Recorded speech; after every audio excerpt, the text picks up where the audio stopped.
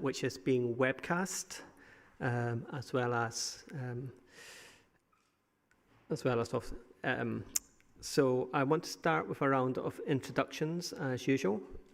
So I shall start with councillors, and then we introduce officers. So I'm Councillor Andrew Brown and I chair the committee. Thank you. I'm Kelvin Blake. I'm subbing for Fabian Breckles today, and I'm Councillor for Hillfields. Councillor Richard Eddy, Councillor for Bishop. Councillor Jenny Bartle, Vice Chair for Easton. Councillor Toby Wells for Knoll. Councillor Serena Ralston, Clifton Down. Cam Hayward, Councillor for Knoll. Councillor Tom Maynard, Labour Councillor for Horfield Ward. Thank you. And if we start, Patsy, with you.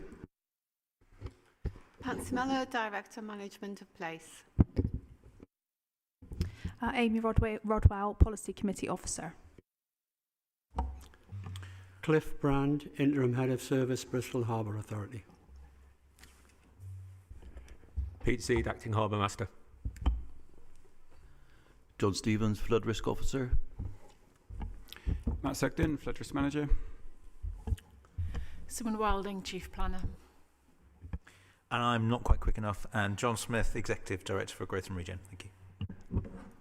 Thank you, everyone, and particularly welcome to Councillor Eddy and Councillor Hayward as new members of the committee.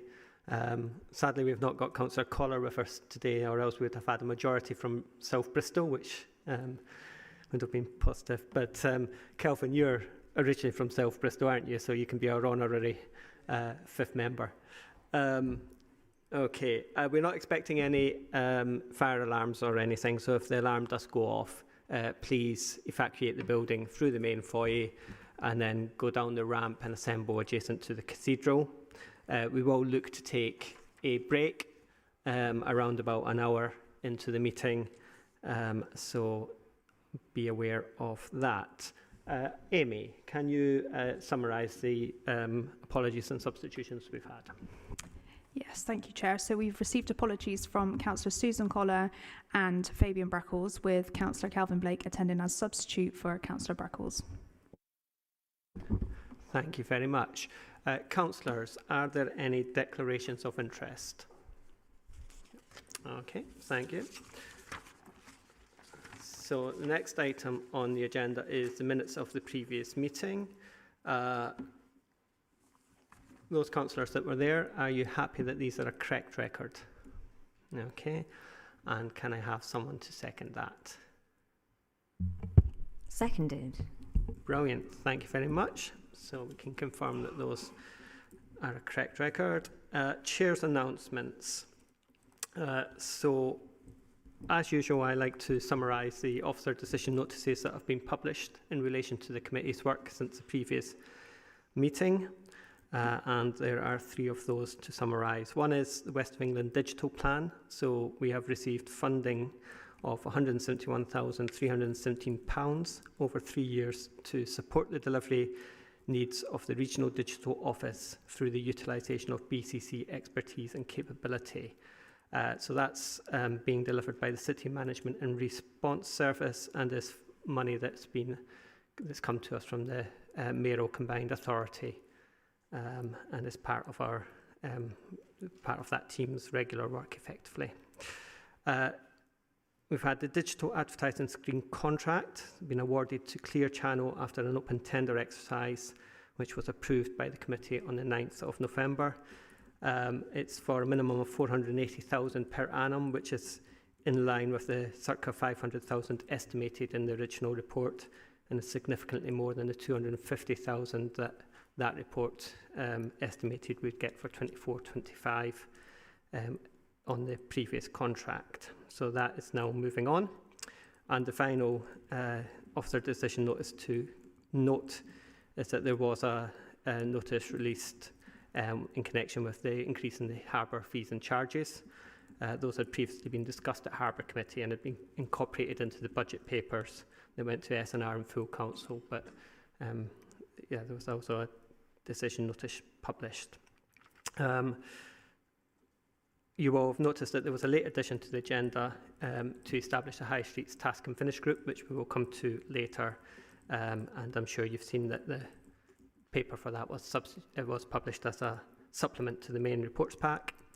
The team have also been working on a draft terms of reference for a working group on viability and issues around delivering on affecting the delivery of housing in the city. More of that will be communicated in due course, so just to mark your cards on that one. Both of those, of course, came out of the last the last work setting process meeting. And it's a reminder that you can submit ideas for the next workshop online through the form that's been emailed to you by 4 p.m. on Friday, and that the session itself takes place on 24th of June, when we'll be looking at queuing up future task and finish groups for items of interest. So those are my chair notices.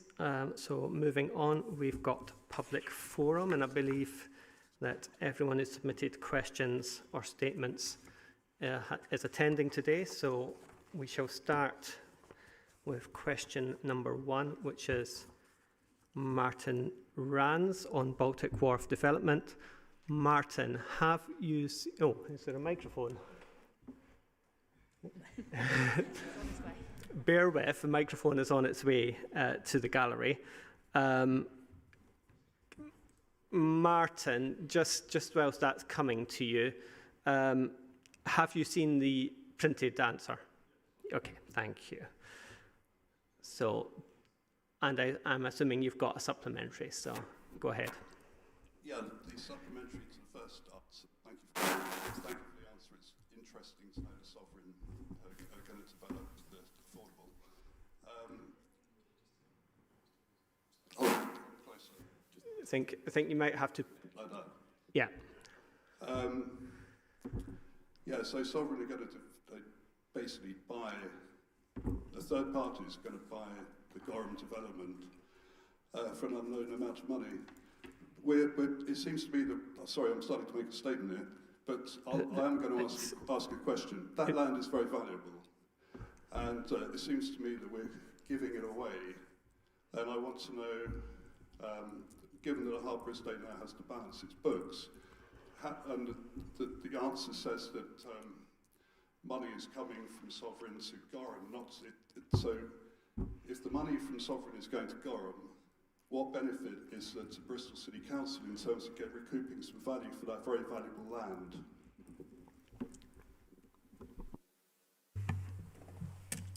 Chair, do you want me to have a go at that? So the money is going to Gorham. Gorham is a subsidiary via Bristol Holdings, but 100% subsidiary of Bristol City Council. So the funding will ultimately benefit Bristol City Council.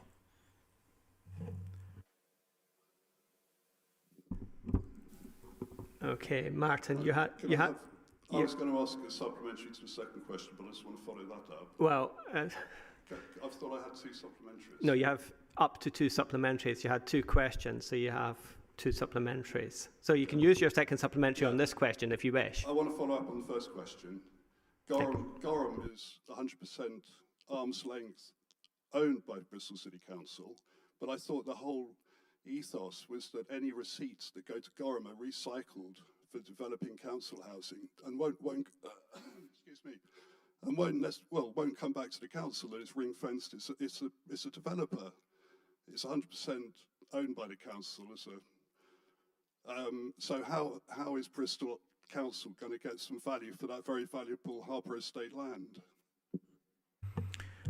Well, the business plan is just going through the governance process, but that does show that dividends do accrue back to Bristol Council in due course. So that certainly some of the funding that goes to Gorham via the deals is used to recycle for delivering affordable housing in the city, but there is funding which accrues back to Bristol City Council, and that's set out in the business plan, which is going to strategy and resources later this month. Thanks. Okay, so moving on, John Towton. Hi, John. You had a question on Baltic Wharf. Again, can I check you've seen the printed answer? I've seen the answer, yes. Okay, have you got a supplementary? I've got two supplementary questions, which according to the guidelines, seems to be but it will take a minute and a half for me to do both, so don't well, give us go on for too long. Give us your first one, please. Okay, then.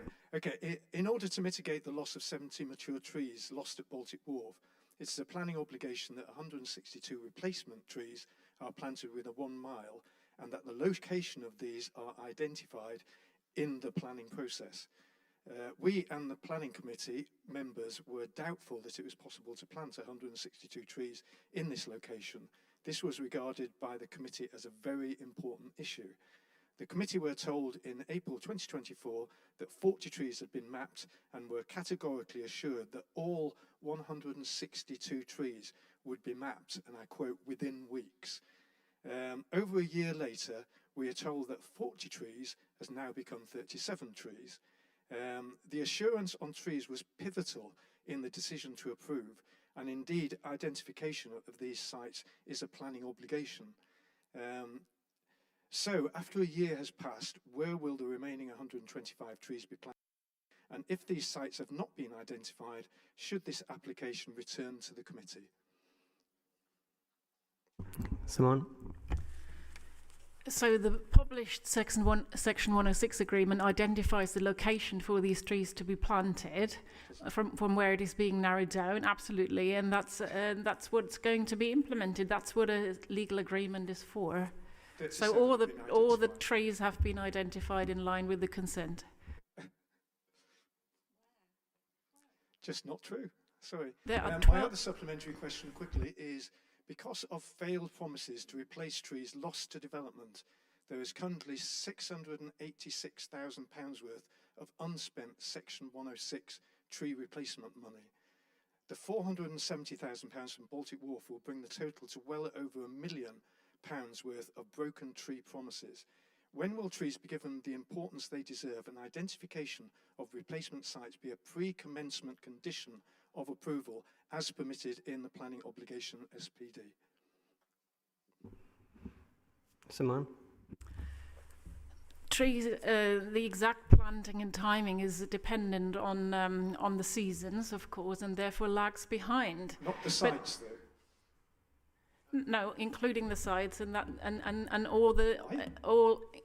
This is how it operates, and but these trees will be planted, and therefore it is being delivered as it's as committed to in the Section 106s. They are legal agreements. Sites have been identified. Right. Plus 12,000 potential sites. We'll move on. Sorry, can we move on, please? Ben, you had 3 questions in. Have you seen the answers? Yeah, and you have 2 supplementaries, or up to 2 supplementaries. Can I just ask one supplementary and then read a statement, please, sir? No, you've got your statement opportunity later on, okay, but give us your question. Actually, I'll just follow on from Martin Rand's question there. I think the answer suggested that the site was going to a subsidiary of Bristol Council, but that development site is within the Harbour Estate land, which is now a ring-fenced account. So just wanting to make sure that any sales value that the council is going to be selling a subsidiary of the council will actually end up in that ring-fenced account as a harbour asset, because the council have got a history of selling off assets within the Harbour Estate and not benefiting the estate. Yes, I can absolutely assure you the Harbour Authority will receive the capital receipt for that land. Thank you, Patsy. Thank you. Moving on then, we have Valerie Steele with a question about, again, about Baltic Wharf and capital receipts. Have you seen the written answer provided? Yeah, I have. Okay, have you? Thanks. Unless I've got confused, there's 2 answers now. The capital receipts which presumably is Sovereign buying their, whatever they're buying, is going to the Harbour Authority, and the gentleman over there said it was going to Gorham Homes, So just to clarify, there's two things. So there'll be a capital receipt to the Harbour Authority as a result of the land deal under which Gorham has undertaken to develop that site. So could you clarify that Gorham is buying it from the Harbour Estate? So Gorham have acquired the site for development, and there will be a receipt to the Harbour Authority, a capital receipt to the Harbour Authority in connection with that. The deal between Gorham and the registered provider, Sovereign Housing, to deliver the social housing element is a separate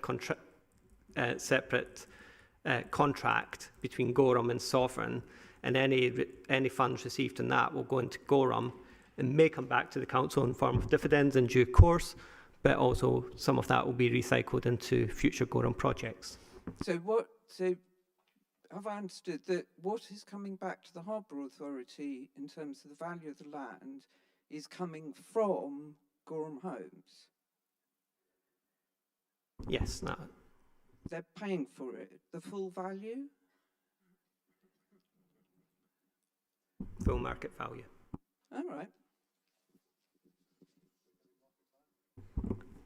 Right. Getting market value from Gorham Homes, who then can't afford to pull out from actually building the social housing. No, I mean, I don't want to. Where are they getting we're getting into from? We're getting into a protracted conversation, but they do.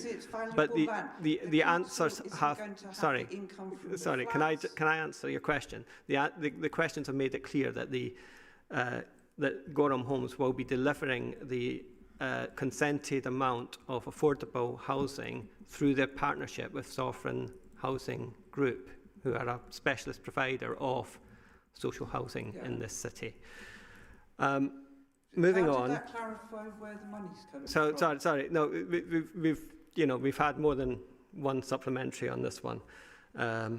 So moving on, Mark Ashton had submitted a question, but I can't see him in the gallery. Is there anybody here on Mark's behalf? No. Okay. All right, moving on then, we have 3 public statements. The first is from Anita Bennett. Is Anita here? Okay, you have, if you can, we've all seen your statement, we've had your statement, and we've seen it and had an opportunity to read it, but if you can summarise it, that'd be great. I think you've all been able to read it. I don't need to even summarise it. I think it's quite clear, and we're going to develop it. What I discovered when I was cleaning out my van, because I stay down at Baltic Wharf quite often, is a lot of the signed petitions for the council using the NPPF definition of brownfield. And somehow or other, they've managed to finagle 1.5 million from the central government funds on fraudulent claims. They self-declared that that site is brownfield. It is not brownfield, and that is absolutely clear according to the NPPF. So I think that's just a part of the whole, how do you put it, the need to actually take control of this site. It is historic. There are going to be lots of people, and the elected officers need to look at this again. Please, thank you. Okay, thank you. Ben, your opportunity to speak to your statement.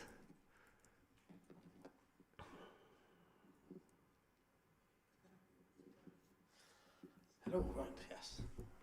Just read it, I'm prepared so much. So I'm here today representing Cabot Cruising Club. I'm the Commodore of the club currently. We're a community-led, non-for-profit, so if you just this update, if you don't know who we are really and what we stand for, we're a community-led, non-for-profit, community amateur sports club known as a CASC. Our club house is a Bristol-built former Trinity lightship LV55. Cabot Cruising Club was salvaged LV55 in 1955 and transformed her into our atmospheric clubhouse. Since then, LV55 has been the permanent home of Cabot Cruising Club in Bathurst Basin. Our club has been entirely run, no one gets paid, by volunteers for 90 years, and we are celebrating the club ship's 140th anniversary over the weekend of the 14th to 15th of June 2025. As well as celebrating the 140th anniversary, we're also celebrating 70 years as custodians of this national historic ship, the John Sebastian LV55. We're run by a committee, similar to yourselves, appointed by our members and operate within a constitution approved by the government and shared with the Harbour Authority. We hold social events every Thursday at 7:30 p.m. and community work parties every Monday from 5, and we're holding 2 additional work parties the next 2 Wednesdays in preparation for the 140th anniversary. The vessel is the last remaining of the 3 lightships built in Bristol. It was built without propulsion engine, held on station by anchors and constructed to withstand whatever wrath the sea could muster. Surviving 2 world wars, when first in service, she was equipped with a cannon. We're working towards heritage funding to enable the ship to future generations, perhaps another 140 years, and we would like to work with the Council and the Harbour Authority to help support us whilst we continue on this journey. Therefore, as Commodore of Cabot Cruising Club, we'd like to formally invite everyone here aboard the unassuming lightship to join us on the 14th and 15th of June from 12 o'clock to help preserve this unique part of Bristol Maritime's history. Thank you. Thank you, Ben. I've put in my diary, but I'm only coming if you promise not to make me walk the plank. Anne Hughes Devereux, as you got the microphone's just there. Okay. So your statements on Baltic Wharf development, and again, if you can briefly summarise it for us, that'd be great. Yeah, hold on a sec. I didn't think I was able to say it. Do I press it? Oh, no, I don't press it. Okay. The firm promise of 50% social rent, flats alongside 16 for shared ownership, and the absolute assurance that all 162 trees will be planted, not just paid for, to compensate for the loss of 70 trees on site, were pivotal in the planning committee's decision to approve the Baltic Wharf development. Does the committee agree that if either or both of these promises is abandoned, that the application should go back to the planning committee for reconsideration? In future, all such influential undertakings, which are decisive to the detrimental determination to approve a planning application, should be made a condition of such approval. Thank you for your statement. So that concludes the public forum for today. So we move on to agenda item 7, which is the annual business report 25-26. And Amy, you are going to introduce this for us. Thank you, Chair. So this is just a brief report for noting just the arrangements for the committee for this coming municipal year. So the report sets out the membership of the committee for this municipal year, along with the chairing arrangements, with Councillor Brown as the chair and Councillor Bartle as the vice chair.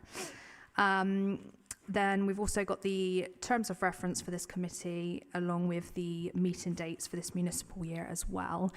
Just one thing to highlight with regards to the meeting dates. I know there's some diary clashes at the moment with strategy and resources agenda briefings. So I'll be in touch with regards to possible change of timings for some of those meetings. But other than that, they will all be commencing at 2 p.m. Thank you, Chair. Thank you very much, Amy. So, committee, are we happy to note this report and the various recommendations? There we go, an aye nay vote. I've not had one of those in my committee thus far. All right, so we're moving on to agenda item 8, the City Docks Operational Moorings and Facilities Policy 2025-30. And Cliff, you're going to introduce this. Yeah, this policy is for the Economy and Skills Committee to consider and approve. This policy will ensure the fair and consistent manner in which moorings are managed. And the key points of the policy are: it's not a legal document, it does not define mooring fees, fees are set in a completely separate process. Sorry, excuse me, Cliff.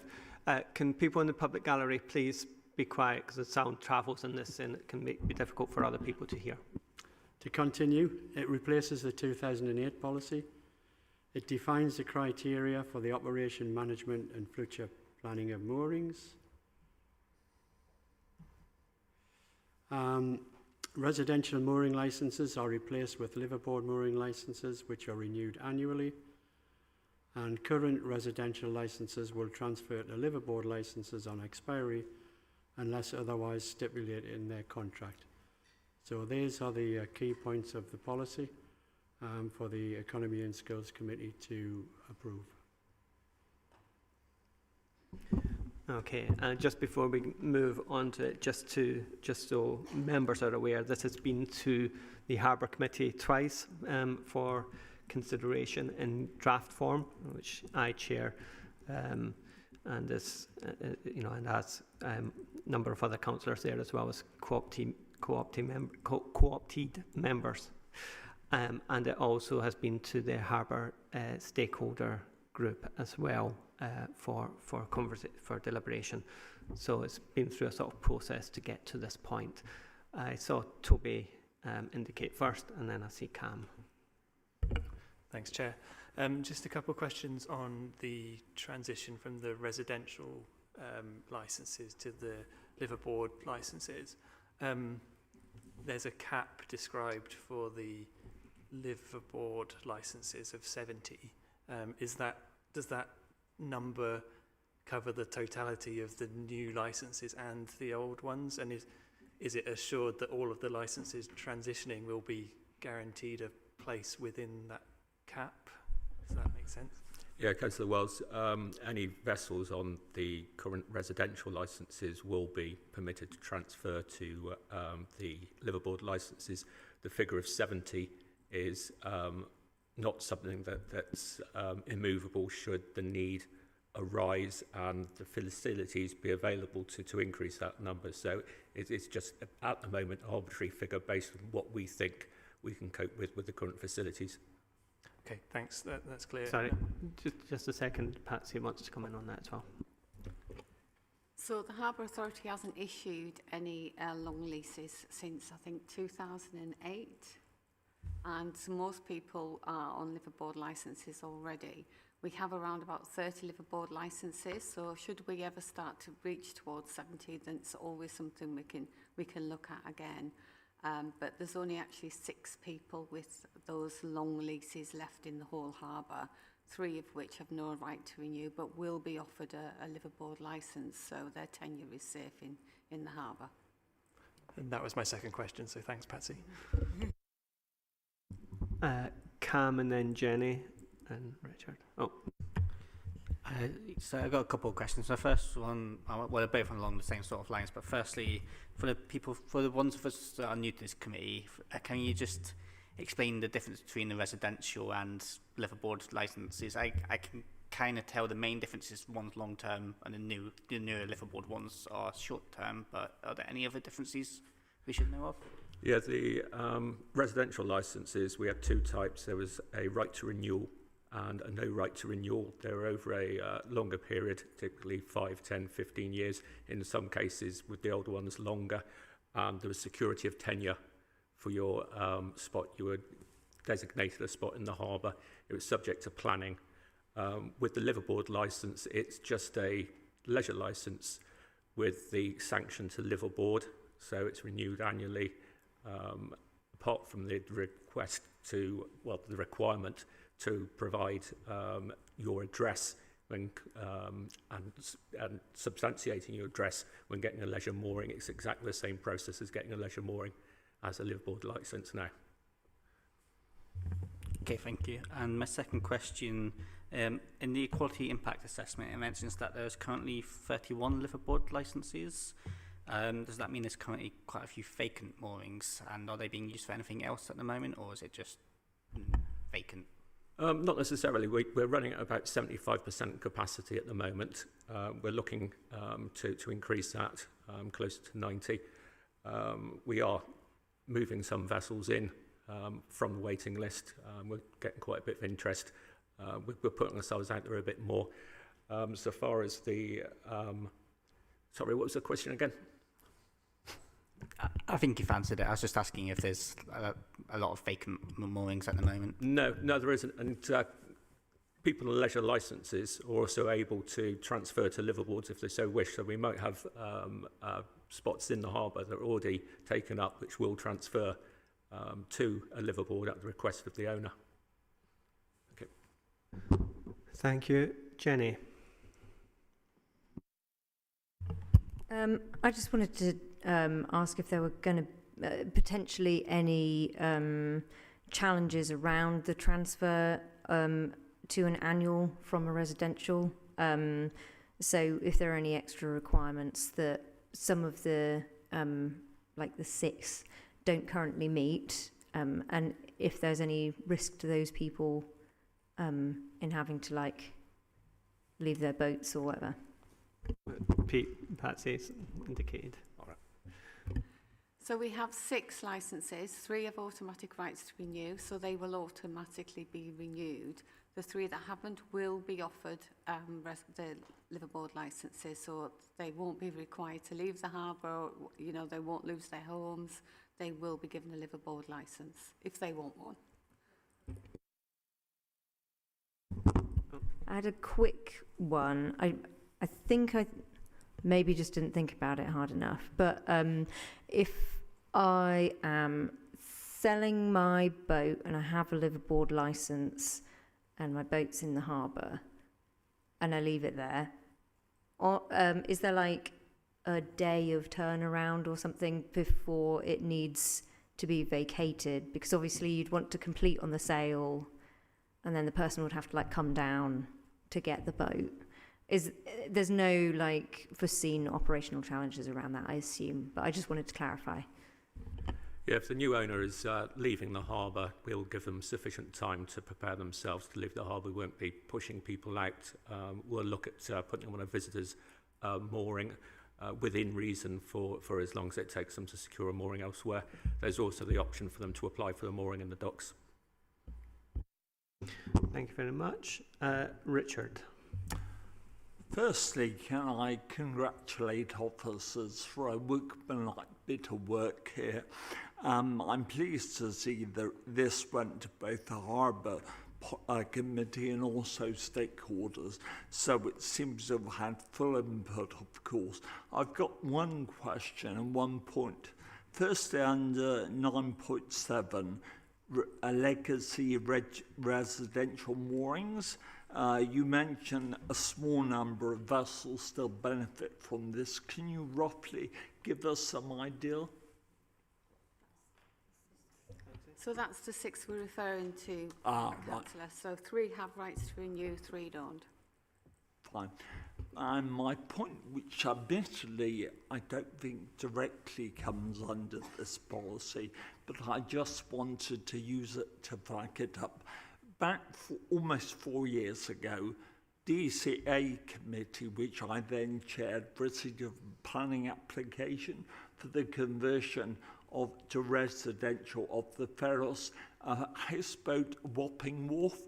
The officers, I'm sorry, Sumain Waddings had to go, recommended refusal, but the members overturned that and unanimously agreed it should go ahead.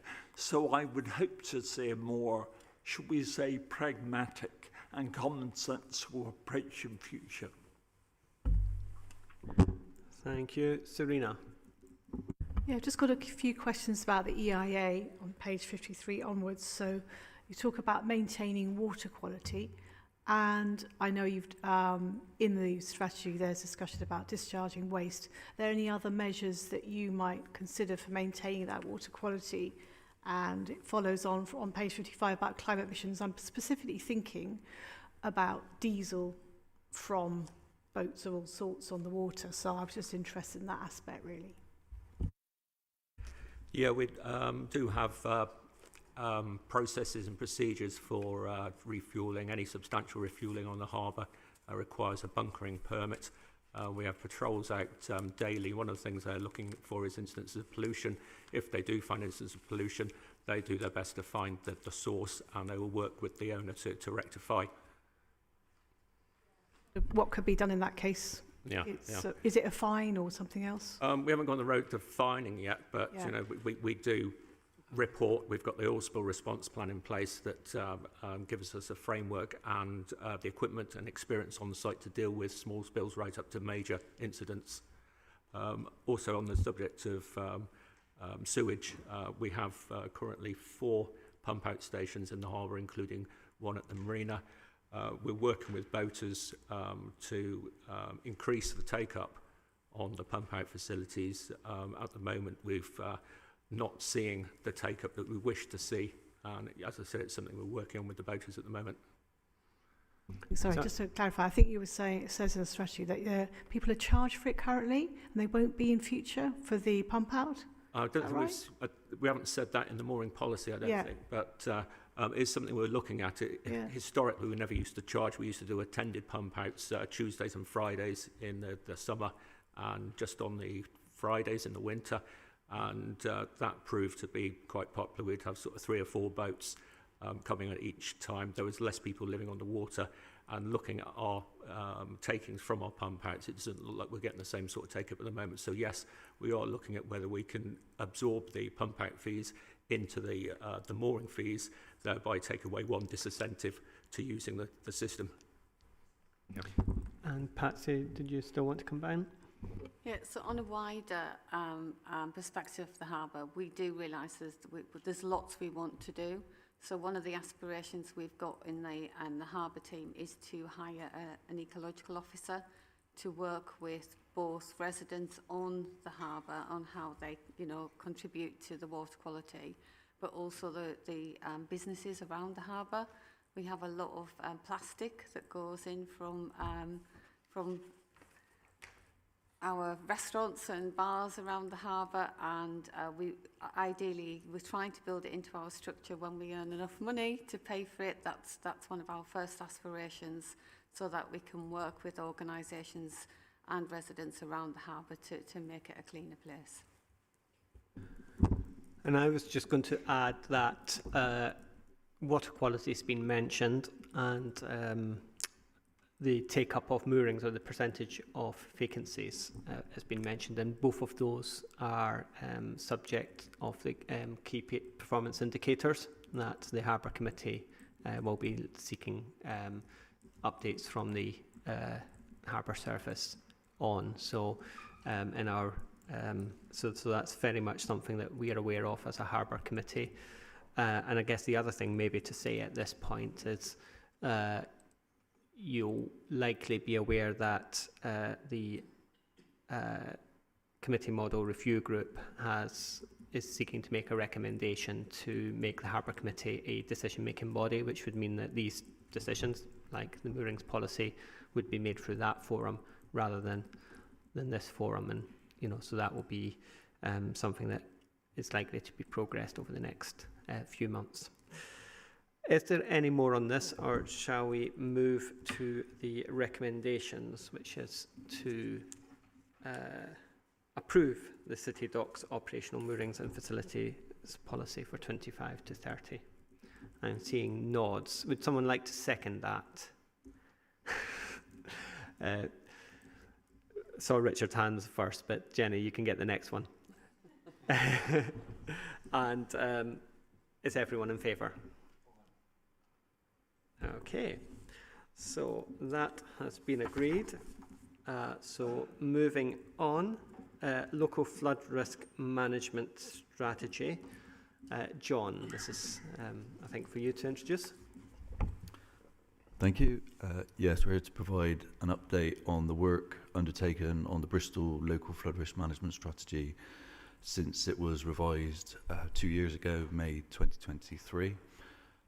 So the Bristol local flood risk management strategy, local flood risk is sources of local flood risk are defined as smaller watercourses, surface water, groundwater, a lot of the tributaries that feed into our larger watercourses and rivers.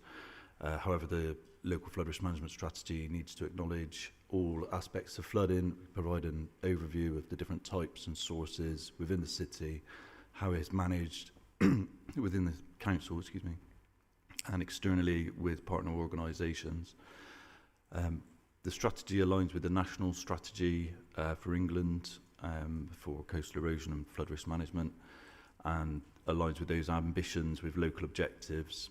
Our local objectives are broken down into certain measures and then fulfilled with specific actions, which is where we've provided the update on those specific actions in Appendix A2 up on screen now.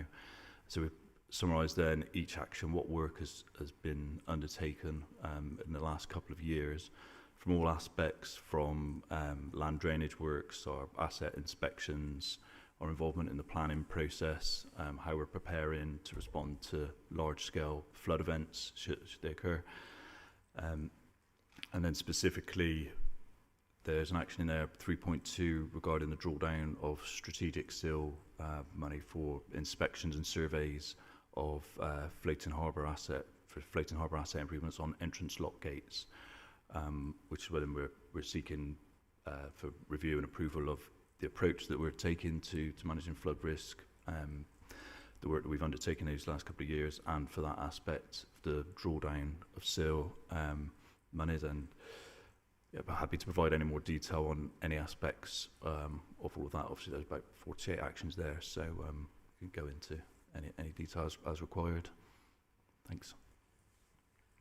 Thank you, John. And can I just start by saying I think this is due to be an annual update, so although I think maybe one of those got lost somewhere between the in the switchover from the previous system to the committee system, but we will be having annual updates on the flood risk strategy going forward, so this will be a standard piece of our work each year. Has anybody got any questions or comments on this? Serena, and then Richard. Yeah, I'm just thinking about page 64. It's just a small clarification, really.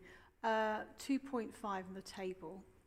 You're talking about improvements in water quality and in management of water quantity in around 70% of relevant planning applications. This is to do with submitting comments in line with the agreed procedures. I just wondered what that meant and what the improvements are that we're talking about. If you give us some examples, because I'm not that clear on it. Yeah, so we're within the flood risk management team, which I sit in under Matt, my colleague here. We're a statutory consultee in regards to surface water drainage. So we receive a planning application and we can try and improve the drainage strategy that's proposed initially, working with the developer or the applicant. We may be able to implement measures like permeable paving, which helps improve water quality as rainwater then drains down to ground, for instance. Managing water quantity, so rainfall on a new development, a new house, making sure that water is retained in storage containers, released at a slower rate, so that then not only is that house better protected, so managing more water quantity at source where it lands, but also decreasing the risk to downstream receptors and third parties. So upsizing really storage elements, water quantity, often the way, water quality, sustainable drainage systems, green roofs, there's various systems that we can use that improve water quality. Okay, thank you. I had Richard next. I obviously fully support the drawdown from strategic SIL of the 500k for starters on the lock gates replacement. Obviously, once we've done that, undertaken that, we can look at the range of options, the cost, etc., and timescales. Do we have, though, perhaps it's how piece of spring sort of questions, do we know roughly how long they're likely to be functional? Looking over at Pete, but speaking with Harbour colleagues, our Principal Docks Engineer Phil Loveridge isn't here today, but the purpose of this 500k is to really maximise the existing life, the remaining life of the existing structure. It could be years, it could be months. We need to do that survey work and the initial repairs to answer that question. Okay. Thank you. Tom. Thank you very much for this update. It's clearly quite a lot to do. And I think one thing I was just interested in understanding is like the resource within your team, particularly with the amount of planning applications coming forward, also going to require a lot of attention, particularly in areas like St Philip's Marsh. Obviously, so there's a lot of the flood resilience work was done under the plan that was put through a couple of years ago. So just interested to understand how you're coping with the workload, and is it manageable? Is there a need for more resource? Just keen to understand those things so we can think about that as a committee in the future. Thank you. Yeah, I think you can always do more.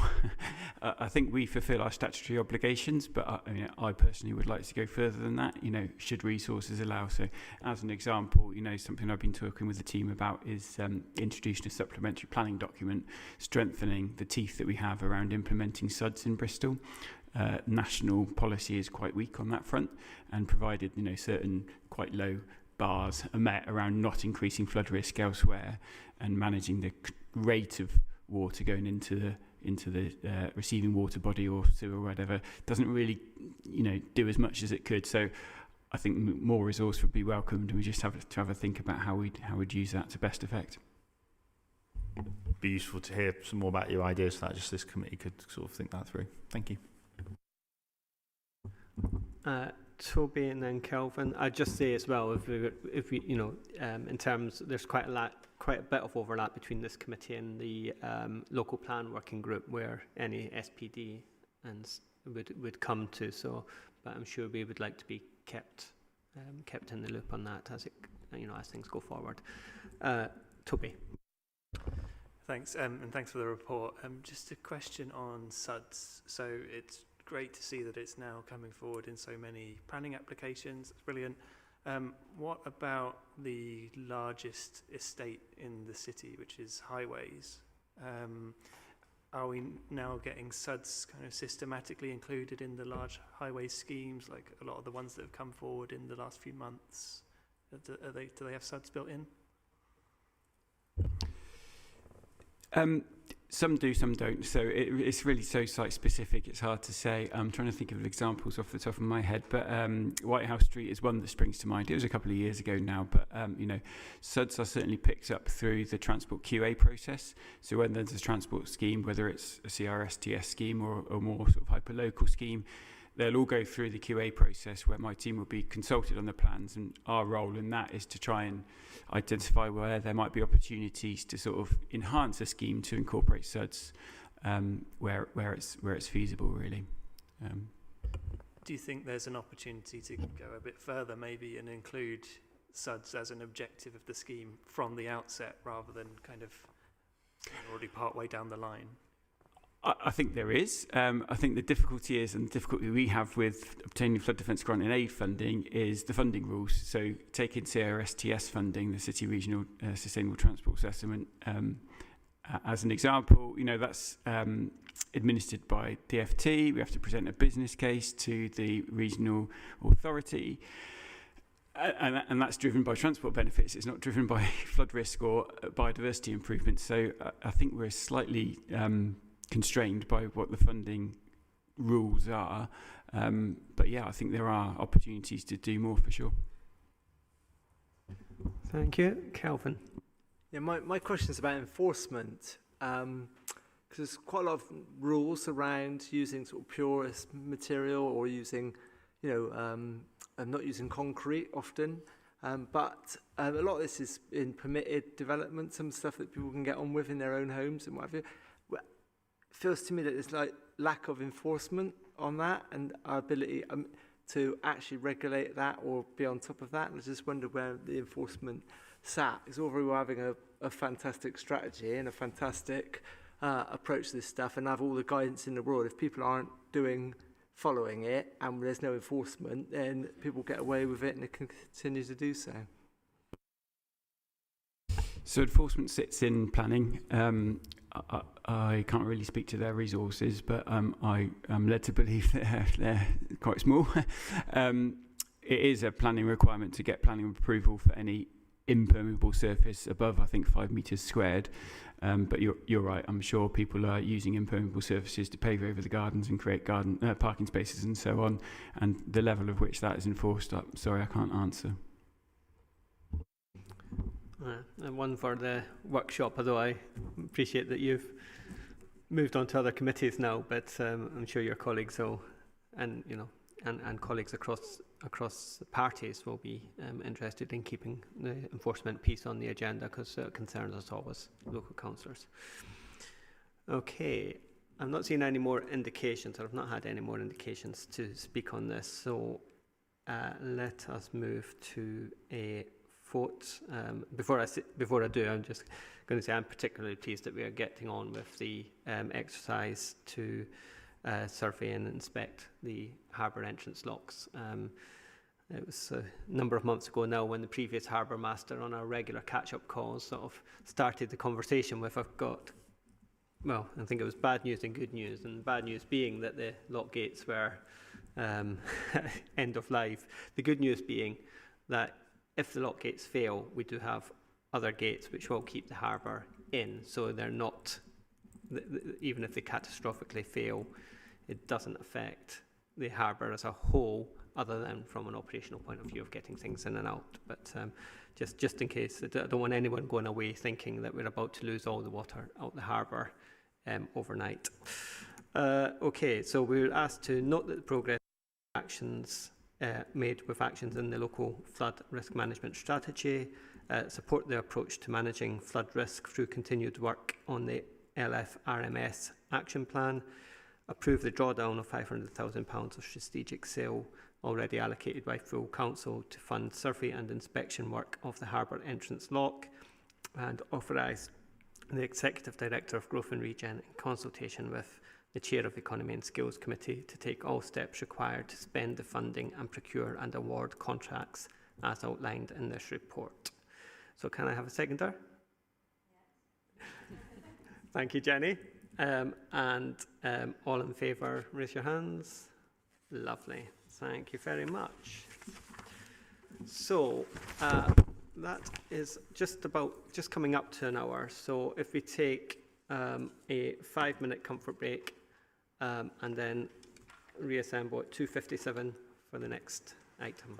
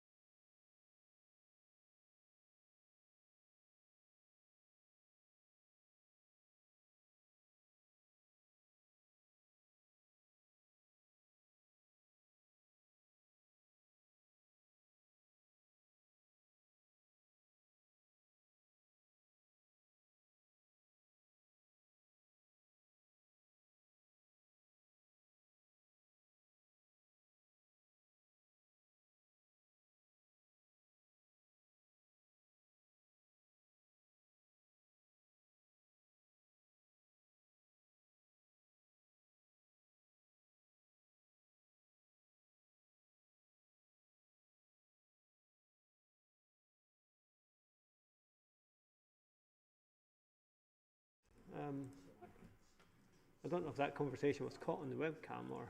It wouldn't have because your mic wasn't on, but it was on now, so... Fine. Okay, welcome back. Councillor Reddy?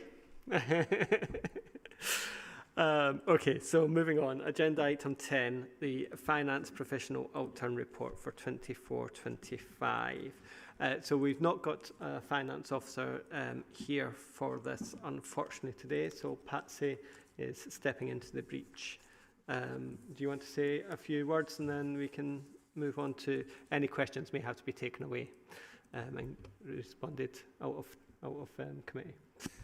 Thank you, Chair. So as Chair has outlined, it is the Outturn report, so it covers the whole council. It's on its way to Strategy and Resources Committee. So it isn't just the services that you guys, you councillors cover. And but in future, we'll take away the notes that we've had from yourselves and other committees around a cover report and a detailed appendix relating to the services the committee covers. But I'm happy to answer any questions I can. Alternatively, I will take them away and make sure you get a written response. Thank you, Patsy. So, who wants to take Patsy up on our challenge of Tom? I asked this, I also obviously set on strategy and resources, which is meeting in a couple of weeks, but it's perhaps so that the officer's got the answer there. I think it would be useful for, to have the written answer. The general fund revenue budget looks like it was balanced because of a one-off business rates income of 14.9 million. That's what the report says. It came from the regional business rated pool administered by South Gloucestershire Council. I'd be interested to understand a bit more about that. What period is that over? So is that 14.9 million built up over 5 years? Is it built up in the year? Useful to really understand that. And obviously with that money, the budget would not have balanced. So what plans officers have got to make sure that we're on top of things further going forward. So I'm not expecting answers to either of those questions now. Certainly helpful to have written answers and certainly for officers to be prepped on those questions for strategy and resources in a couple of weeks' time so that they don't go to me. We'll have to take the questions away. Thank you. Thanks. Any other questions? I was going to say that another place that you could look, Tom, is the what's it called? The council, not the council tax base report, but the report we normally get alongside the council tax base, which I think covers off the point on business rates. But anyway, that's... The average member of the public isn't going to read all that, perhaps. So I think I want to draw it out to make sure that there is that understanding around, because it's quite material to the financial situation of the council going forward. Fair enough. Fair enough. Right. Toby, I think I saw you indicate. I'm not sure I'm going to be able to get an answer. It's a bit disappointing, really, that there aren't officers here, and this isn't your fault, Patsy, for the services that are predominantly within the purview of this committee. There's no finance officer, and the heads of service aren't here either. But I'll ask anyway. Under the economy of place, it talks about an underspend coming from staff savings in the regen team, and I wanted to understand if that was intentional, as in we deliberately chose to not spend that money, or whether it was just difficult to fill vacancies and those kind of things. And yeah, if it's through vacancies that couldn't be filled, what work hasn't been done by the people that would have been spending that money? I can answer that. It was a managed process, specifically to help meet the corporate challenge of pressures within the overall budget. They manifested themselves very early last year, Patsy. So all services, I think it was about June, July last year, there was a corporate overspend, not within GNR and not within the services that this committee covers, that had to be covered across the council. So each directorate was given a target that we had to contribute to the wider pot to balance the budget, if that makes sense. So a lot of us held vacancies or didn't recruit or to meet that corporate challenge. It perhaps would have been helpful if those targets that each area was given were detailed in the report, because it doesn't really mention that at all. just says underspend rather than underspend by, by choice. Noted. Serena. Yeah, 2.52 talks about the underspend is driven by the release of funding set aside for the Bristol Music Trust, which is no longer required. Again, I'm not entirely sure what was going on there. I just want to know how much funding was released in that respect from the Bristol Music Trust. Was that for the Beacon? Why wasn't it required? If anyone could answer that. To be fair, I don't think that's within the remit of this committee, but I'm sure, Patsy, if you can pass that on to the surface and get a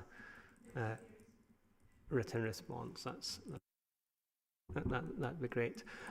I was just going to add something that came out of actually public forum, which was round about the Harbour Authority accounts not being delineated within this report, which surprised me, and I was even more surprised that that's not going to be that they're not going to be separated out within the statement of accounts, and which was my expectation.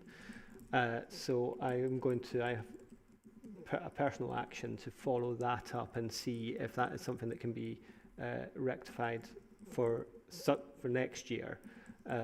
Because I would have thought having a ring-fenced account, it should then be summarised as such in the statement of accounts. And I don't know if that's maybe just part of the process of moving from the previous system of it all being amalgamated to having separate lines in the budget and making sure that that can be reconciled and outlined separately. But yes, I was surprised that that wasn't the case this year, and I hope it will be the case in subsequent years. Sorry, that was my statement. Was there any other questions or comments on this? I didn't see anybody else indicate that. Patsy. Just to add to the harbour accounts, the harbour accounts will go to the harbour committee. Everyone a detailed breakdown of the harbour committee, and this committee will see the harbour business plan. So Cliff is developing a 5-year business plan and a 5-year strategy, but while we're doing that, we wanted to make sure we're being open and transparent with residents and users of the harbour. So the 1-year business plan will outline all of our money, where it comes from, and what we plan to spend it on, because obviously there's millions could be spent on the harbour. We only have what we have, but people will be able to see every penny that comes into the harbour is going to be spent on the harbour and where. And the 5-year plan will have that over 5 years. And I think that's planned to come to August committee.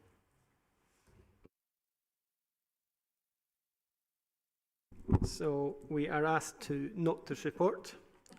So I shall consider that noted, and we can move on to the corporate risk report for 24-25. And again, unfortunately, we've not got any colleagues from the risk team here with us today. So Patsy, it's over to you again. Over to me. Thank you, Chair. So again, I'll try and answer any questions the committee might have, but I might need to take some away. I can point out that the corporate risk that's been highlighted in there is being addressed. So it was the City Management and Response, CR114, I think I'm doing it off memory. 12, CR12, and that was Bristol is a city of events and a city of protests, and we had a very, very small civil contingency team of only 3 people.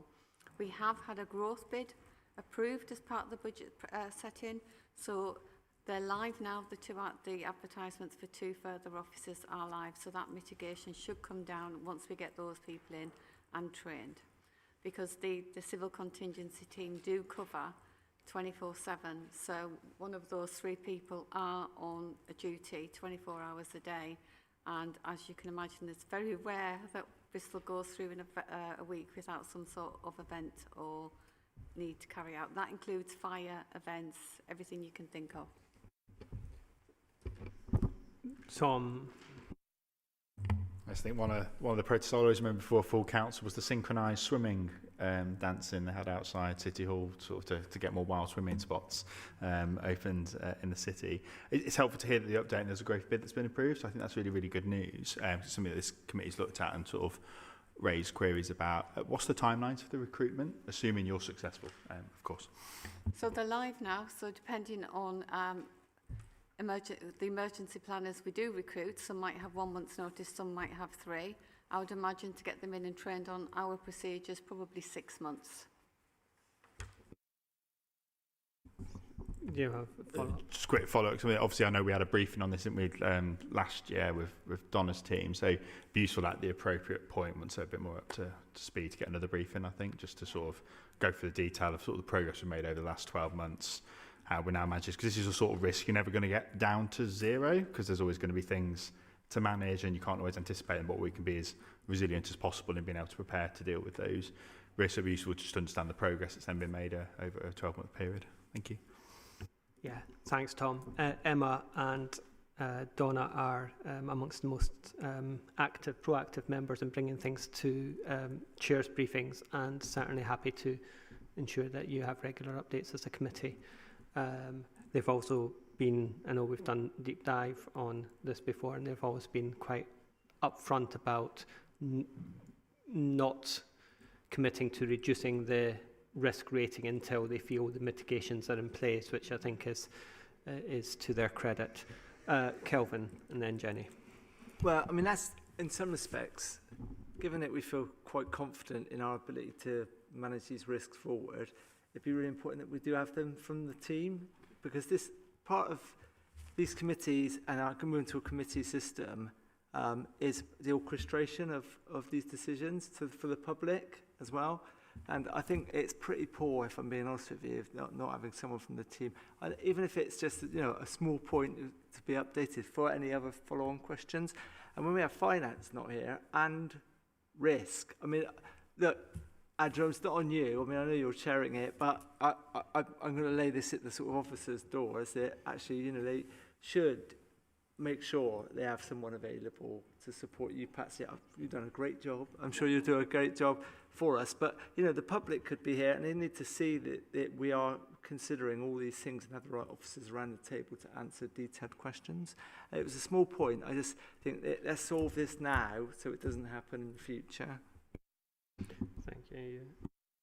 So risk do position the paper as our paper, as officers' papers. I do take your point that, we could potentially have more officers here to answer the different questions on the different risks, and I will certainly feed that back. And Ben, who would have been here today, it's his first day back after leave, and I actually did say to him, I'm happy to feed back any questions, bearing in mind it was a generic report. Ben supports all 5 committees normally and sits in all 5 committees and normally never ever misses it. So, yeah. But risk, I take your point about more officers being here for the duration of the meeting. Thank you. Jenny and then Serena, and then I'll draw this to a close, although I just thought Toby last minute. Jenny. Sorry. I was just going to note, obviously, the planning risk has gone out because it's been determined to be out of the red, I guess. And I wanted to ask about the risk of planning enforcement never really had its own risk. And I know we're not taking a performance paper today, but we didn't really have any performance metrics or the right performance metrics, in my opinion, for some of the targets for improving the planning performance. So obviously we've had the new corporate plan done, and that's an important part of how we set risks and how we manage performance. So I was hoping to ask if there was any update on, whether we'd be able to get more details on planning performance, both for enforcement and time to decisions and, general capacity of the team. I mean, we had a update paper at the last committee, and I think we did commit what to I having have them repeatedly regularly. said is that I don't want to have to ask for a paper. I want there to be a number that, I want there to be something that comes every time. But we can discuss that outside of the meeting. I had Serena and then Toby. My question was similar, but I'm particularly interested in planning in terms of its designation and what's occurring there with the performance. So it's very similar to Jenny's, so just a note on progress really. And I absolutely agree, we do have issues with enforcement that we need to be able to scrutinise enforcement performance. Yeah. Toby. Were you going to give an answer? Is anyone going to give an answer to Serena about the de-designation? No news. No news is bad news in this scenario. We've not had, as I understand it, we've not had a positive response back from the department. There's been a series of correspondence, and we've sent them the most up-to-date statistics. But we are awaiting on government making that decision. Okay. Then my question was on the risk, which, as Jenny said, was downgraded last time we saw the risk report to. I'm assuming it went from high to medium, but this report says we have no risks at medium. So I'm just wondering, has that risk now gone to low, and what would be the justification for that? I've noted every question down. I'll send them to the officers via Amy, and Amy can circulate the answers as they come in. Thank you. Tom. So I think what will be useful when we next look at this item is, I'm conscious the planning and regeneration bill is going through Parliament. One of the things that is going to do is finally allow this department to be able to charge the fees that are actually going to cover the costs of dealing with planning applications, because all these points about resourcing and issues that constantly get raised go back to the fact you can't actually charge the fees that you need to cover the planning service, to be able to cover its costs, wash its face, have more enforcement officers and things like that.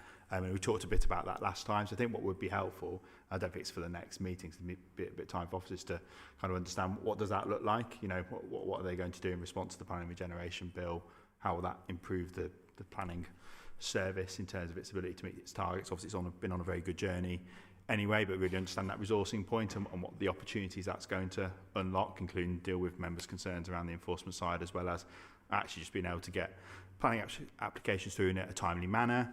And also, because we also need to be clear that a lot of the problems around delays have also been in relation to statutory consultees. So the bit I'm quite interested in is how that impacts there, if it does, or if it doesn't, whether there's other things that need to be looked at with some of our statutory consultees and times are there. So I appreciate that was a bit of a long answer, but I think it's just, rather than just picking up one thing in isolation, let's look at the whole, including those future resourcing opportunities, given we've got a bill literally going through Parliament at the moment. It's going to help unlock significant investment in service. Thank you. Thank you, Tom. Okay, I'm going to draw this one to a close. We are asked to note the report, so we shall consider that noted. And Jason has joined us with regards to the next item, which is the task and finish group, looking at high street strategy. So, Jason, do you want to start by briefly outlining the report that we've had, and then we can move to any questions and look to get task and finish group established?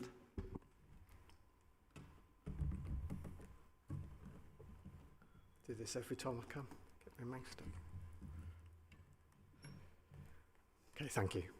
So I'm Jason Thorne, Service Manager for City Centre and High Streets. So the purpose of this report is for members to establish a task and finish group to inform the development of a high street strategy that will guide the future priorities and future work of the council in terms of its support for the city centre and high streets across the city.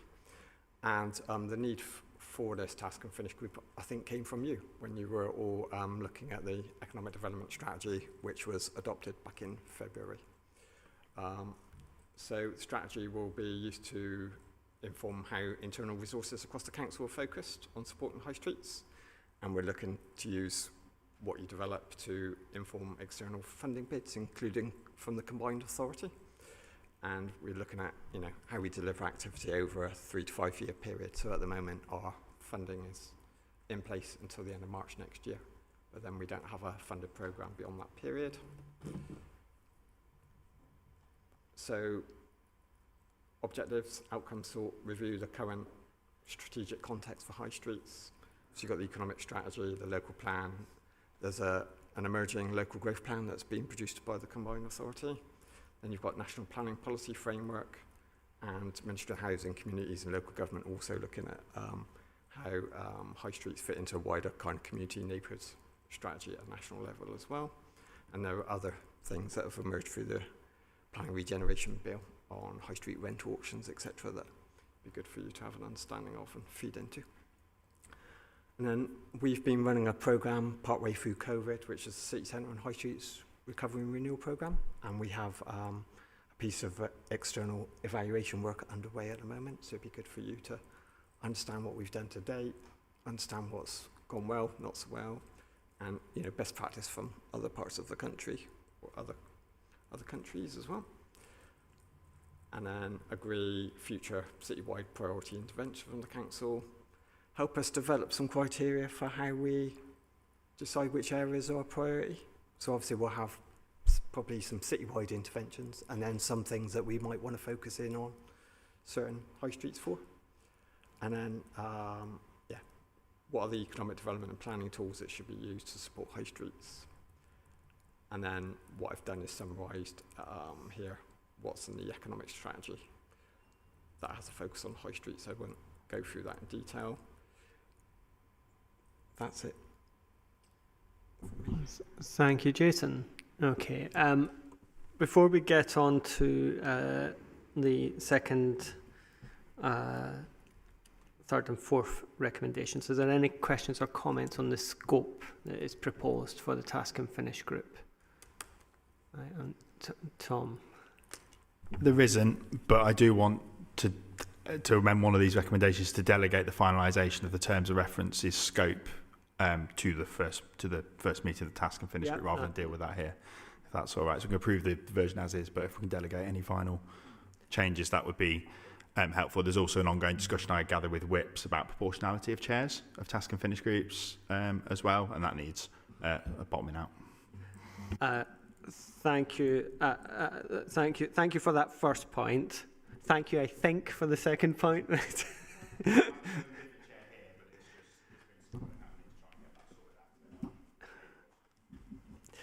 Okay. So no questions on the scope other than to allow the committee, to allow the task and finish group itself to finalise that when it meets, which is completely reasonable.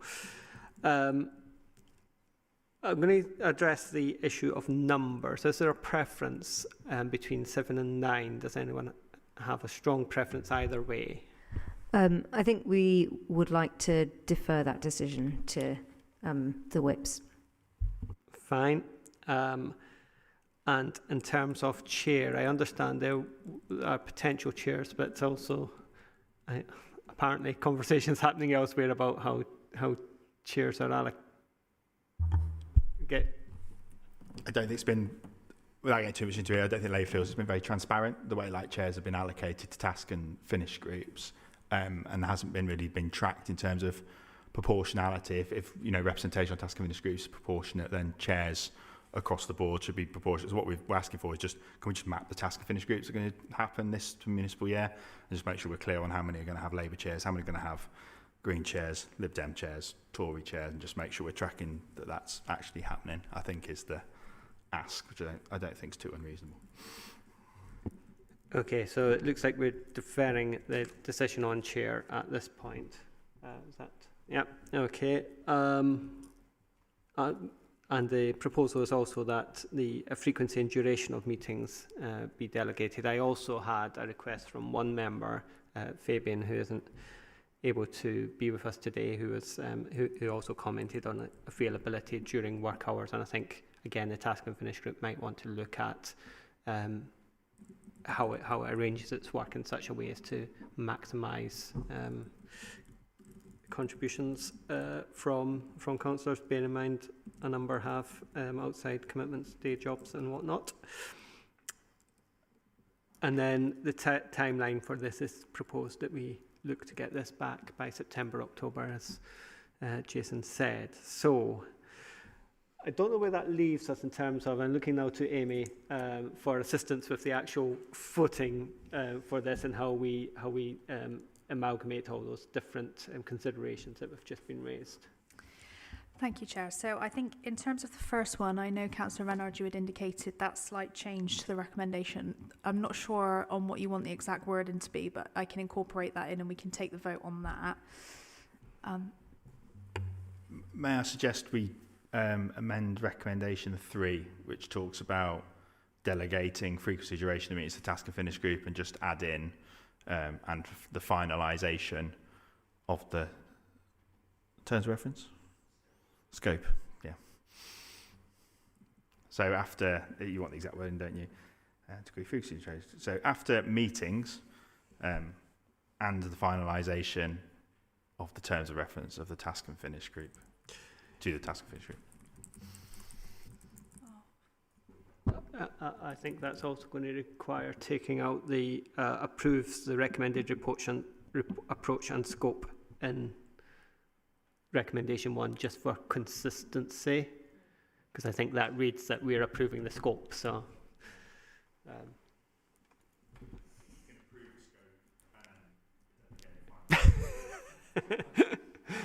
okay, if people are happy with that, I think we know what we intend, and I think we just need to make sure that, Yeah, I can add that into the third recommendation, and then if everyone's in agreement, then we could leave the top recommendation as is and just take the vote on that as is. Fine. All right. So recommendation 1 then, that we note the report, approve the recommended approach and scope in the terms of reference of the High Street Strategy Task and Finish Group. All in favour? Lovely. For the next one, we are content that the wording is okay to cover off future selection of chair and number of members at some future point. Is that right? Yeah, I think we can take that one as stands because it just, it says either a 7 or 9 member and then agree the chair and arrangements from the committee. So I think we can take that and then take those conversations offline. Okay. Oh, Councillor Cam. Can we just make sure we have some sort of timeline on that though, so it doesn't get delayed too long? Hey. Like not to put into the recommendation, but just for our knowledge, so everyone here has an idea of how long that's going to take to decide those things. Yeah. Shall we say within a week, 2 weeks? I'm not sure if we'll be able to put a timeline to that within the actual recommendation, but I can note that for the purpose of the minutes, if that would be better. I'm just not sure if I'll take an action. Exact times might be. Yeah. I'll take an action to drive this forward.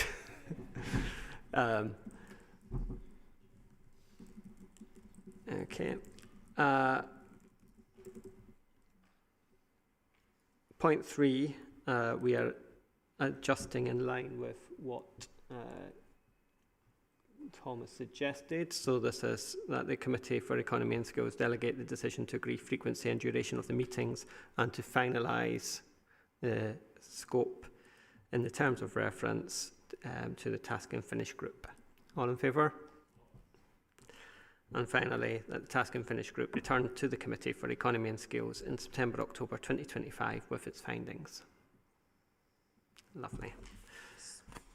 Oh. Could I just jump back to recommendation 2, because I don't think we actually took a vote on that one, please. Could we take I think I might move too quick, but I think everyone was in favour. There we go. Fine, so that's that agreed. So we'll be moving on with the task and finish group. There will be also the viability working group to watch out for further communications on. That concludes the meeting. Thank you, everyone. Thank you to people watching on the webcam. And thank you to those in the public gallery for sticking with us throughout the past hour and a half. Thank you.